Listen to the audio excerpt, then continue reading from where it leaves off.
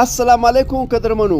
موږ خپل ماشومان له طبیعي او له فطري ژونده لرې کړي دي چې له دې وجې په دغه ماشومانو کې جسماني ناروغیانې پیدا شوي دي. که چیرې زموږ ماشومان دغسې فطري لوبې وکړي، دغسې بازۍ وکړي، نو دغسې ماشومان به له ډېرو ناروغیو لرې پاتې شي. کم ماشومان چې فطري لوبې کوي، په خپل ژوند کې بازۍ کوي، مسلسلې کوي، داسې ماشومان څه دي د دې په وجود کې قوت مطابعت دا بیا ډېر قوي وي. په داسې ماشومانو ناروغۍ چې دي هغه اثر نه کوي او د دوی چې کوم ذهني کیفیت دی دا هم ډېر برابر وي.